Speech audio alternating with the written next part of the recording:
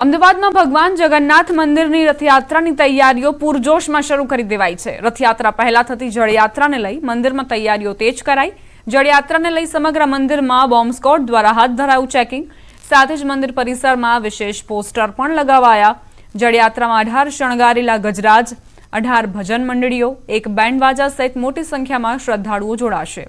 સાથે જ હરિદ્વાર, અયોધ્યા, નાસિક, ઉજ્જૈન, જગન્નાથપુરી અને સૌરાષ્ટ્રમાંથી 500 જેટલા સાધુ સંતો જળયાત્રામાં હાજરી આપશે।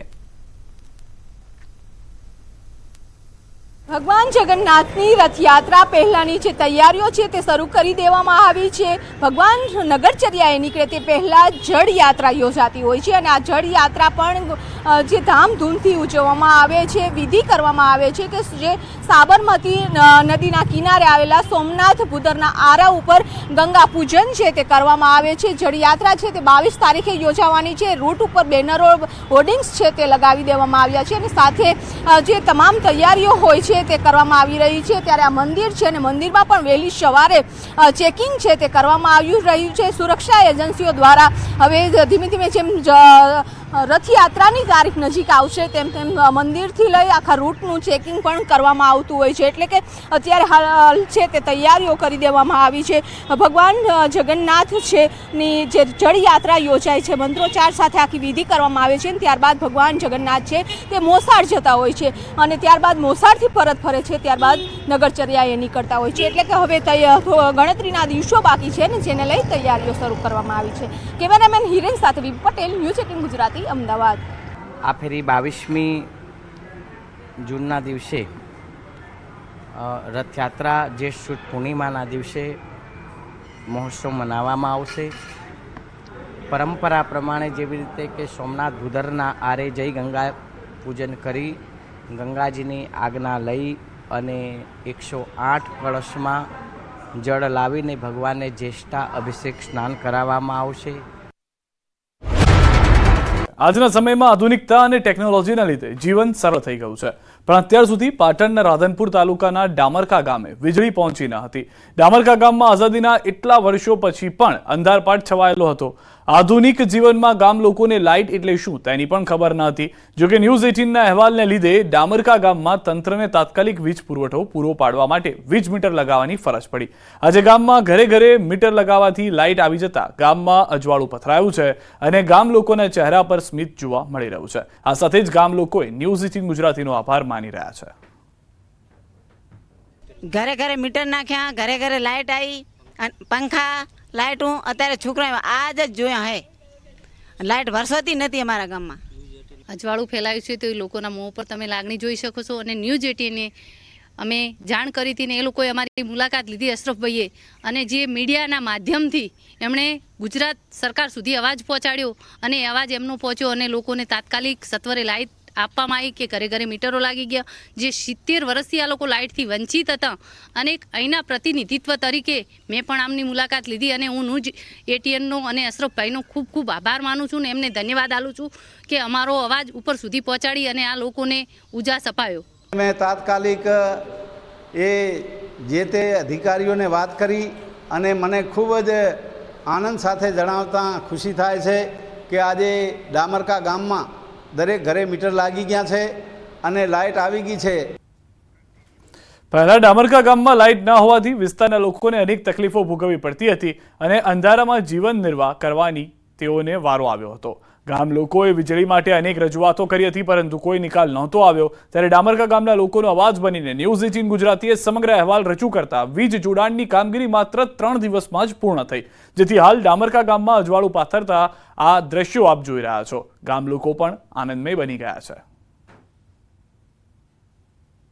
ન્યૂઝ 18 ગુજરાતી હંમેશા લોક પ્રશ્નોને વાચા આપી અને સામાજિક જવાબદારી નિભાવી રહી છે। ત્યારે દ્રશ્યો બતાવીશ। દ્રશ્યો છે ડામરકા ગામના કે જ્યાં આઝાદીના વર્ષો વીત્યા બાદ આ વિસ્તારમાં લાઇટ નથી, પરંતુ દ્રશ્યો બતાવીશ કે આ વિસ્તારમાં ન્યૂઝ 18ના અહેવાલ બાદ અસર થઈ છે અને યુજીવીસીએલના અધિકારીઓ તાત્કાલિક અહીંયા વીજ નાખી દીધી છે। જે ગામમાં બાળકોએ ક્યારે પણ વીજ ઉપકરણો શું છે એ જોયા નથી, પરંતુ દ્રશ્યો બતાવીશ કે હાલમાં આ વિસ્તારમાં અંધારું દૂર થયું અને અજવાળું પથરાઈ ગયો છે. એટલે ચોક્કસ કહીએ કે આ ગામના લોકો વીજળીની લાઇટ જોઈને ક્યાંક ખુશી અનુભવી રહ્યા છે. દ્રશ્યો બતાવે છે જે વિસ્તારમાં હંમેશા કાળઝાળ ગરમીમાં પણ ક્યાંક વૃક્ષોના સહારે હતા, પરંતુ અત્યારની સ્થિતિએ લાઇટ આવી જવાના કારણે ગામમાં પંખા પણ ચાલુ થઈ ગયા છે. એટલે ચોક્કસ કહીએ કે ન્યૂઝ 18 ગુજરાતીએ જે અહેવાલ પ્રસારિત કર્યો હતો ત્યારબાદ વીજીએસએલ વિભાગ દ્વારા તાત્કાલિક ગામમાં ડીપી અને વીજ ઉપકરણો નાખી અને ઘરે ઘરે ક્યાંક મીટર પહોંચાડી દીધા છે. અને અત્યારની સ્થિતિએ ડામરકા ગામ જ્યાં વર્ષોથી અંધકારમય છવાયું હતું, પરંતુ ન્યૂઝ 18ના અહેવાલ બાદ આ ગામમાં વર્ષો બાદ ઉજાસ ફેલાયો છે અને આ ગામના લોકો ક્યાંક ન્યૂઝ 18 ગુજરાતનો આભાર માની રહ્યા છે. અશરફ ખાન, ન્યૂઝ 18 ગુજરાતી, પાટણ. રાજ્યમાં ચોમાસાના આગમન પહેલા જ વેરાવળ બંદર પર બોટનો ખડકલો થઈ ગયો છે. 1 જૂનથી માછીમારોએ પોતાની સિઝન સમેટી લીધી છે. જેટીઓ પર બોટ લાંગરવાની શરૂઆત થઈ ગઈ છે.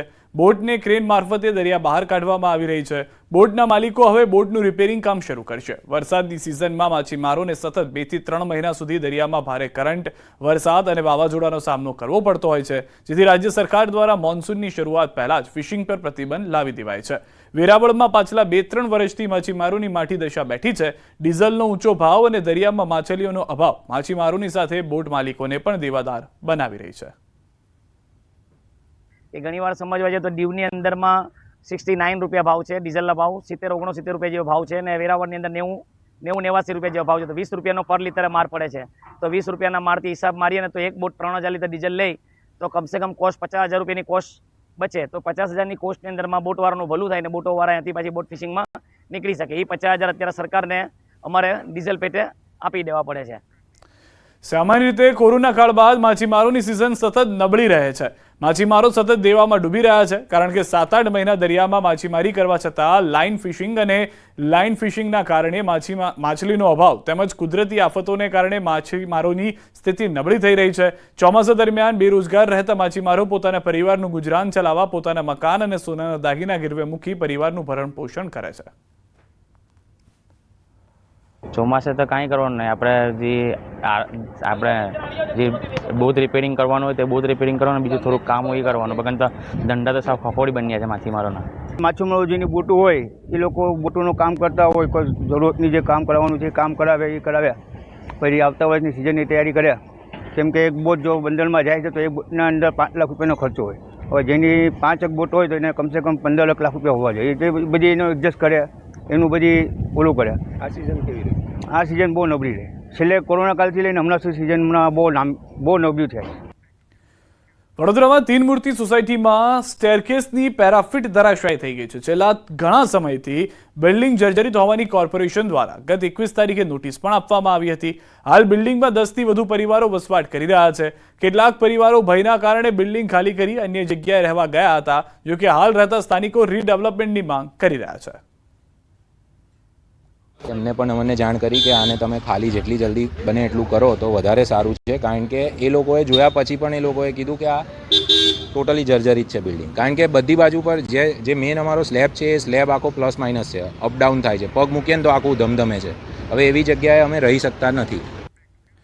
પંચમહાલમાં રાંધણ ગેસનો વ્યાવસાયિક રીતે ઉપયોગ કરનારા સામે કાર્યવાહી કરાઈ છે. જિલ્લા પુરવઠા વિભાગે ગોધરા શહેર અને આસપાસના વિસ્તારોમાં હોટલ, ધાબા સહિતના એકમોમાં ચેકિંગ હાથ ધર્યું છે, જેમાં 25 એકમોમાં તપાસ કરવામાં આવી છે.